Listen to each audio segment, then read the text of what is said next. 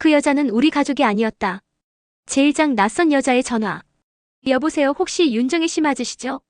받자마자 들려온 낯선 여자의 목소리에 저는 숨을 멈추었습니다. 그 이름 너무 오랜만에 듣는 바람에 숨이 막혔습니다. 정희는 제 아들의 아내, 그러니까 제 며느리였습니다. 예, 제가 윤정희의 시어머니입니다만. 어머니 너무 늦게 연락드려 죄송해요. 사실 드릴 말씀이 있어서요. 아주 중요한 이야기예요. 그 순간 저의 손이 떨리기 시작했습니다. 제2장 유골함의 비밀. 저는 10년 전 아들을 먼저 떠나보내는 큰 슬픔을 겪었습니다. 그 아이는 사업 실패로 힘들어하다 교통사고로 세상을 떠났다고 들었지요. 장례식장에서 저희는 유골함을 안고 오열했었고요. 하지만 그 여자는 말했습니다. 어머니, 그 유골 사실은 윤현우 씨 것이 아닙니다. 그날 죽은 사람은 다른 사람이었어요. 윤현우 씨는 아직 살아계세요. 저는 믿을 수 없었습니다. 무슨 소리냐고 다그쳤지만 그 여자는 조용히 그러나 단호하게 말했습니다. 제가 모든 걸 밝힐 테니 내일 오후 2시에 이 주소로 와주시겠어요. 제3장 낡은 사진 한 장. 약속 장소는 서울 외곽의 작은 찻집이었습니다. 그곳에서 처음 마주한 여자의 얼굴은 왠지 낯익었지요. 그녀는 제게 조심스럽게 낡은 사진 한 장을 건넸습니다. 사진 속에는 젊은 시절의 제 아들과 함께 서 있는 저로 보이는 여자가 있었습니다. 하지만 저는 저 사진을 찍은 적이 없습니다. 이 사진 대체 어디서 난 겁니까? 그녀는 눈을 피하지 않고 말했습니다. 이 사진은 저희 아버지의 금고 속에서 발견한 거예요. 아버지는 윤현우 씨의 과거와 관련된 비밀을 알고 계셨습니다. 그제야 제 기억 속 어렴풋한 의심이 고개를 들기 시작했습니다. 제사장 사라진 장부. 어머님 혹시 윤 회장님에 대해 다시 조사해 보신 적 있으세요? 그녀의 말에 저는 고개를 저었습니다. 현우 아버지는 죽기 전에 모든 자료를 없앴어요. 아들이 죽고 난 뒤엔 더 이상 뭐든 알고 싶지 않았고요. 하지만 그녀는 고개를 끄덕이며 말했습니다. 바로 그거예요. 윤 회장은 자료를 없앤 게 아니라 숨겼던 거예요. 그리고 그걸 숨긴 장소 전 알고 있습니다. 그녀는 저를 낡은 별장으로 데려갔고 그곳에서 우리는 벽장 뒤에 감춰진 작은 금고를 발견했습니다.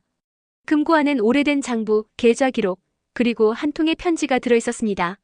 제5장 편지 속의 고백. 편지에는 이렇게 적혀 있었습니다. 현우야, 미안하다. 너를 지켜주지 못한 아버지가 용서받을 수 있을까? 하지만 이 진실을 너는 언젠가 마주하게 될 거다. 나는 내가 죽은 게 아니란 걸 알고 있었다. 너를 감춘 이유 언젠가 내가 직접 알게 되리라 믿는다. 저는 손에서 편지를 놓치고 말았습니다. 떨리는 손으로 얼굴을 가리며 제 무릎이 꺾이듯 주저앉았습니다. 현우야, 너 정말 살아있는 거니? 그녀는 조용히 제 손을 잡았습니다. 어머님, 전 이제 진실을 끝까지 밝히고 싶습니다. 제6장 사라진 이름. 그녀는 자신을 송재원이라고 소개했습니다. 과거 현우와 같은 대학을 다녔던 친구이자 짧은 연인이었던 사람이었습니다. 저와 현우는 정희 씨와 결혼하기 전 아주 가까웠어요. 하지만 어느 날 갑자기 그는 연락을 끊었습니다. 그리고 몇 달 후 정희 씨와 결혼했다는 소식을 들었어요. 그녀는 슬프게 웃으며 말했습니다. 제가 미련을 버리지 못하고 그를 찾아다녔을 때 그는 이미 죽었다고 했습니다. 하지만 저는 믿지 않았어요. 그의 흔적이 너무도 생생했거든요. 그리고 그녀는 밝혔습니다. 윤 회장, 즉 현우의 아버지가 일부러 아들의 이름을 지우고 그를 세상에서 없앤 것처럼 꾸몄다는 사실을요. 제7장 두 번째 장례식. 송재원 씨는 저를 데리고 한 병원으로 향했습니다. 그녀는 말했습니다. 이 병원에 있는 환자, 이름은 김동훈입니다. 하지만 전 확신해요. 그는 윤현우 씨입니다. 우리는 조심스럽게 병실을 들여다보았습니다. 그 안에 앉아있는 남자의 옆모습, 그 모습은 너무도 닮아 있었습니다. 그 순간 저는 느꼈습니다. 그 사람이 제 아들이라는 것을요. 그리고 송 씨가 제게 말했습니다. 어머님, 전 이제 어머님과 함께 그 아이를 다시 살아있는 사람으로 돌려놓고 싶어요. 저는 눈물을 삼키며 고개를 끄덕였습니다. 그래요, 다시 살려야지. 다시 우리 현우를 데려와야지요. 제8장 편지 속의 이름. 그날 밤 유골함 앞에서 돌아온 저는 도무지 잠을 이룰 수가 없었습니다. 현관 앞에 놓인 그 봉투. 그리고 그 안에 있던 짧은 쪽지 한 장. 엄마 고마워요. 지켜줘서. 나 행복했어요. 그 글씨는 분명 제 아들의 손글씨였습니다. 어린 시절 성탄절 카드를 써서 제게 주던 그 필체와 하나도 다르지 않았습니다. 현우야, 내가 정말 이걸. 온몸에 소름이 돋았습니다. 죽은 줄 알았던 아들이 혹시 살아있는 건 아닐까요? 그 순간 집 전화가 울렸습니다. 밤 11시 47분. 저는 떨리는 손으로 수화기를 들었습니다. 어머님 혹시 그 쪽지 받으셨죠? 익숙한 목소리였습니다. 바로 그 여인이었습니다. 현우의 아내라고 말했던 그녀. 그게 무슨 뜻이에요? 이게 정말 현우가 남긴 건가요? 그녀는 한동안 침묵하더니 조용히 말씀하셨습니다. 사실은 저도 방금 받았어요. 어머님과 같은 글씨, 같은 쪽지. 그리고 그 안에 현우가 쓰던 키체인이 함께 있었습니다. 재구장 그림자처럼 사라진 사람. 다음 날 그녀를 다시 만났습니다. 그리고 둘이 함께 경찰서에 가서 그 쪽지와 키체인을 제출했습니다. 경찰은 정밀 감식을 하겠다며 며칠의 시간을 달라고 했지요. 며칠 뒤 결과가 나왔습니다. 필체는 현우 씨와 거의 동일합니다. 그리고 키체인은 실제로 그의 지문이 검출됐습니다. 그 말을 들은 순간 다리가 풀려 주저앉고 말았습니다. 아들이 살아있는 걸까요? 그러나 경찰은 덧붙였습니다. 하지만 그 지문은 유골에서 채취된 것과 완전히 일치하지 않습니다. 다시 말해, 그 유골이 현우 씨가 아닐 수도 있다는 뜻입니다. 제 십장 또 하나의 반전. 저는 도무지 믿을 수가 없었습니다. 그럼 그동안 우리가 장례를 치른 그 유골은 누구였다는 건가요? 경찰은 말씀하셨습니다. 당시 사고 현장에서 수습된 시신은 신원 확인이 어렵다고 기록돼 있었습니다. DNA 감식도 이상할 만큼 빠르게 마무리되었고요. 그 결과를 밀어붙인 인물은 당신 남편 박재영 씨였습니다. 순간 머릿속이 하얘졌습니다. 재영 씨. 그가 그토록 조용하고 침착했던 이유가 이걸 알고 있어서였던 건가요? 집에 돌아와 서재 서랍을 뒤졌습니다. 그리고 오래된 수첩 하나를 발견했습니다. 거기엔 어떤 낯선 이름들이 적혀 있었습니다. 이민수, 박건우, 하재영, 김현수, 그리고 마지막 줄엔 윤현우 마이너스 송재원. 송재원? 바로 그 여인의 이름이었습니다. 현우의 아내라고 했던 그녀. 제11장 그녀의 진짜 정체. 다음 날 저는 그녀를 다시 불렀습니다.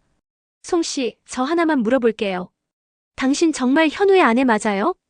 그녀는 잠시 눈을 내리깔고 고개를 천천히 끄덕였습니다. 맞아요. 하지만 제가 말하지 않은 게 하나 있어요. 사실 저는 현우가 그날 밤 만났던 기자였습니다. 기자요? 네. 그는 저에게 모든 걸 폭로하려고 했어요. 아버지의 회사, 숨겨진 비자금, 그리고 가족 중 누군가가 연루돼 있다는 사실까지.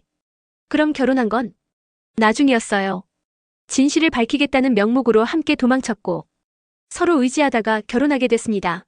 하지만 누구에게도 알릴 수 없었죠. 당신에게조차. 저는 멍하니 그녀를 바라보았습니다. 그리고 지금 현우는 살아있는 건가요?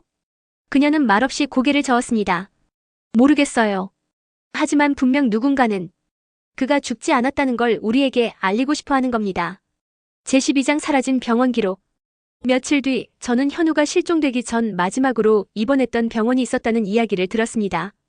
송재원 씨가 조심스럽게 제게 말하더군요. 그가 한 달 정도 허리 부상으로 입원했던 병원이 있어요. 바로 이 근처 화창병원입니다. 화창병원이요? 거긴 예전부터 재활 전문 병원이잖아요. 맞아요. 그런데 이상한 게 있었어요. 제가 병원 기록을 요청했을 때 그들은 그런 환자는 존재하지 않는다고 했어요. 저는 뭔가 심상치 않다고 느꼈습니다.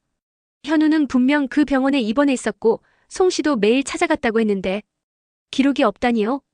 그래서 저는 직접 병원을 찾았습니다. 병원 로비에서 접수대를 지키고 있던 간호사에게 물었습니다. 혹시 윤현우라는 이름으로 작년 2월부터 3월까지 입원하셨던 분의 기록을 조회할 수 있을까요? 간호사는 고개를 갸웃하더니 곧바로 단호하게 말했습니다. 해당 기간에 그 이름으로 입원한 기록은 전혀 없습니다. 정말이요? 그분은 요추압박 골절로 재활치료까지 받으셨다고 들었는데요. 그때 로비를 지나가던 중년의 청소 아주머니가 제게 조용히 속삭였습니다. 혹시 윤 선생님 가족분이세요?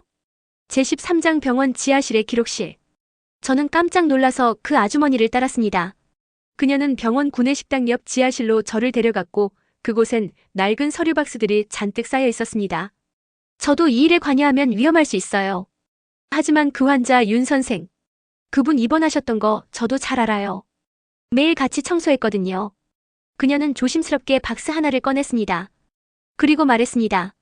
공식적으로는 지운 기록이지만 실제로는 이렇게 종이 문서로 남아있어요. 몰래 숨겨둔 거예요. 저는 떨리는 손으로 문서를 열어봤습니다. 거기엔 분명히 윤현우라는 이름이 적혀 있었습니다. 입원 기간, 증상, 치료 내용, 면회자 기록까지. 그런데 그 문서의 하단에 적힌 면회자의 이름을 보고 저는 멍하니 얼어붙고 말았습니다. 박재영. 우리 남편이 여기 왜? 제14장 아버지의 마지막 고백. 그날 밤 저는 남편에게 정면으로 물었습니다. 여보, 솔직히 말해줘요. 당신 현우 입원했을 때 이 병원에 면회 갔었지요? 남편은 순간 눈을 피하더군요. 그리고 조용히 말했습니다. 그래, 갔었어. 그 아이가 내게 그 문서를 갖고 있었거든. 무슨 문서요? 내가 예전에 회사 비자금 문제로 이름을 빌려 관리하던 해외 계좌 명세서였어. 현우가 그걸 우연히 알게 됐고 그걸 언론에 넘기겠다고 협박했지. 그 아이가 나를 미워했던 이유. 난 다 알고 있었어. 그래서요? 그래서 난 그 아이를 설득하려 했어. 제발 덮자고. 우리가 함께 지켜온 이 가정, 그걸 위해서. 하지만 현우는 끝까지 거부했어. 그는 손으로 얼굴을 가리며 울었습니다. 그날 밤 난 병원 옥상에서 현우를 마지막으로 봤어.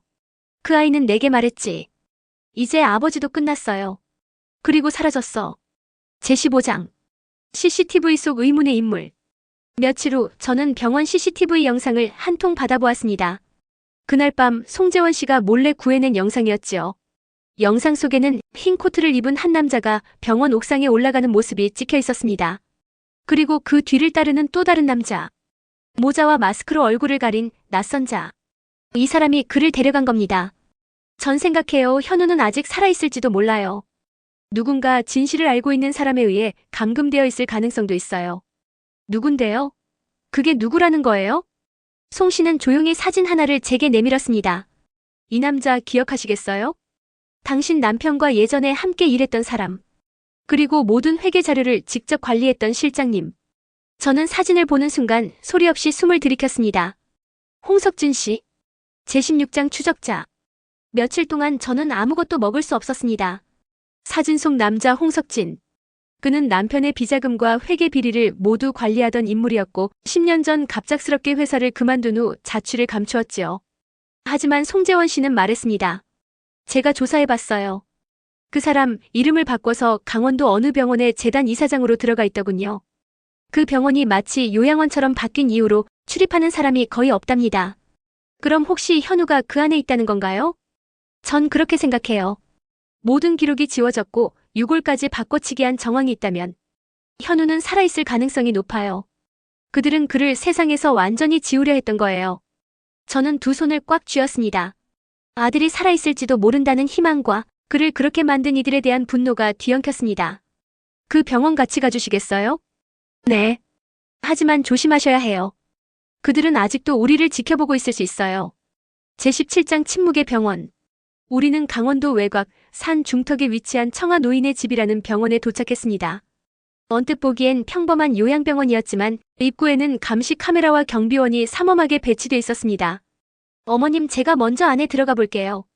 전 의료기자 신분증이 있으니 핑계를 대기 쉬워요. 송 씨는 단단히 각오한 듯 당당하게 안으로 들어갔고 저는 외부 CCTV가 없는 뒷문 근처에서 조용히 대기했습니다. 20분쯤 지났을까요? 송 씨가 급히 다시 나왔고 제게 조용히 말했습니다. 어머님, 저 안에 정말 있어요. 사진은 찍지 못했지만 뒷복도 끝방에 누군가 감금된 걸 직접 봤어요. 어떻게 생겼나요? 키가 크고 말랐어요. 그리고 목소리는 들리지 않았지만 그가 저를 보며 눈물을 흘렸어요. 제 심장이 철렁 내려앉았습니다. 그 아이 현우 맞는 거죠? 네. 분명해요. 그 눈빛 전 절대 잊을 수 없어요. 제18장 기억의 문. 그날 밤 우리는 병원 인근 모텔에서 머물렀습니다. 서로 말도 줄이고 내일 새벽 그를 어떻게 데려올지 고민에 빠졌습니다. 이대로 경찰에 신고하는 건 어때요? 제가 물었더니 송 씨는 고개를 저었습니다. 증거가 부족해요. 그들 쪽은 법적으로 정리된 문서들만 내놓을 거예요. 우린 도리어 명예훼손으로 고소당할 수도 있어요. 지금 필요한 건 기억이에요. 기억이요? 네. 현우가 감금 중이라면 누군가는 그의 의식과 말을 억제하고 있을지도 몰라요. 약물을 사용할 수도 있고요. 하지만 그가 정신을 완전히 잃은 게 아니라면 우리가 가까이 다가가면 우릴 기억해낼지도 몰라요. 저는 조용히 가방 속에서 오래된 음악 플레이어를 꺼냈습니다. 현우가 어릴 적 자주 들었던 노래가 들어있었지요. 이 노래. 현우가 6살 때 이걸 듣고 처음 피아노를 쳤었어요. 그때부터였어요. 그 아이가 세상과 소통하는 방법은 언제나 음악이었지요. 제19장 새벽의 구출 작전. 다음 날 새벽 4시, 우리는 병원 뒤편 산책로를 따라 조용히 움직였습니다. 송 씨가 준비한 무전기, 손전등, 간단한 마취 스프레이까지 챙겨서 말이죠. 병원의 뒷문 창고 창살은 생각보다 오래되고 약했습니다. 작은 렌치를 사용해 조용히 철사를 풀고 우리는 안으로 침투했습니다. 그리고 3층 끝 복도. 철제 문 앞에서 송 씨가 속삭였습니다. 여기입니다. 저는 손에 음악 플레이어를 꼭 쥐고 그 문 앞에 섰습니다. 심호흡을 하고 재생 버튼을 눌렀습니다. 그 익숙한 멜로디가 작게 흘러나왔습니다. 쇼팽의 녹턴 2번. 그 순간이었습니다. 문 안쪽에서 작은 움직임과 함께 누군가의 흐느끼는 소리가 들려왔습니다. 엄마? 그 목소리는 틀림없이 제 아들이었습니다. 현우야. 엄마야. 엄마가 널 데리러 왔어. 제20장 기억을 되찾은 아이. 엄마? 그 목소리는 분명히 현우였습니다. 열쇠 없이 문을 열 수는 없어 송재원 씨가 급히 자물쇠를 뜯고 안으로 조심히 들어섰습니다. 그 방 안엔 조명을 거의 끄고 커튼을 죄다 닫아둔 채 말라비틀어진 몸 하나가 휠체어에 기대어 앉아 있었습니다. 창백한 얼굴, 깎아지른 턱선, 그리고 저를 바라보며 떨고 있는 눈동자. 현우야, 진짜 너 맞지? 그는 입술을 열려고 애썼지만 금방이라도 울 것 같은 얼굴로 고개만 끄덕였습니다. 제가 그의 손을 꼭 쥐었을 때 그 손끝이 미세하게 떨리고 있었지요. 너 어떻게 된 거니? 왜 여기에 있는 거니? 그러자 그가 아주 작게 속삭이듯 말을 꺼냈습니다. 기억이 흐려요. 매일 주사를 맞고 있었어요. 깨어나면 또 흐릿해지고. 아버지, 그 사람이. 그는 말끝을 흐리더니 송 씨를 보며 물었습니다. 재원이야? 송재원 씨는 울먹이며 가까이 다가왔습니다. 현우야, 나야. 나 내 아내야. 내 옆에 있어. 이제 다 끝났어. 우리가 데리러 왔어. 제21장 어둠 속의 진실. 현우는 간신히 몸을 가누며 이야기했습니다. 그는 그날 밤 병원 옥상에서 아버지와 격렬히 다투었다고 했습니다. 그리고 누군가 뒤에서 그를 기습해 정신을 잃게 만들었다고 했지요. 눈을 떠보니 여기에 있었어요. 그 뒤로 난 가족과의 기억이 점점 사라지고 하루하루 희미해졌어요. 그를 감금한 이는 홍석진이었습니다. 그는 현우가 회사 내부 고발을 준비하고 있다는 사실을 알고 박재영 회장과 함께 모종의 거래를 했던 것이었습니다. 아버지는 날 지우려 했어요. 나를 위해서가 아니라 자신의 죄를 묻지 않기 위해서. 저는 손을 꼭 잡고 말했습니다. 그런 말 마. 너는 누구보다 정직했고 누구보다 옳았어. 송재원 씨는 그날 이후로도 꾸준히 자료를 모아왔습니다. 그리고 마침내 병원 감금 장면이 담긴 일부 CCTV, 약물 투여 기록, 그리고 현우의 상태 진단서를 포함한 증거들을 모두 모아 검찰에 제출했습니다. 제22장 마지막 날의 법정. 그로부터 2달 후 모든 사건은 수면 위로 드러났습니다. 박재영 씨는 결국 구속되었고 홍석진은 필리핀으로 도주했다가 인터폴을 통해 송환되었습니다. 법정에서 저는 마지막 진술을 했습니다. 저는 어머니입니다. 그 아이를 10달 품고 낳았고 이 세상 그 어떤 말보다 그 눈빛을 믿습니다. 이 사회가 아무리 진실을 감추려 해도 어머니의 직감은 끝내 그 아이를 다시 찾아냈습니다. 재판장은 고개를 숙이며 말씀하셨습니다. 이 사건은 단순한 회사 비리가 아닙니다. 한 인간의 생명, 기억, 존재 자체를 말살하려 했던 중대한 범죄입니다. 윤현우 씨는 다시 사회와 연결될 기회를 가져야 합니다. 제23장 그리고 봄이 오면 현우는 긴 재활치료 끝에 천천히 걷고 말하고 웃을 수 있게 되었습니다. 기억은 아직 완벽하진 않지만 적어도 저를 보며 엄마라고 부를 수 있을 만큼 돌아왔습니다. 송재원 씨와 그는 함께 살기로 했습니다. 조용한 시골 마을에서 작은 음악 학원을 시작했지요. 아이들이 웃으며 쇼팽을 연주하는 공간, 그게 두 사람의 새로운 삶이었습니다. 그리고 저는 매주 주말마다 그곳을 찾습니다. 아들의 피아노 소리를 들으며 나직이 속삭입니다. 현우야. 그땐 미처 몰랐단다. 내가 얼마나 외롭고 아팠는지. 하지만 이젠 알겠어. 엄마는 끝까지 너를 믿을 거야.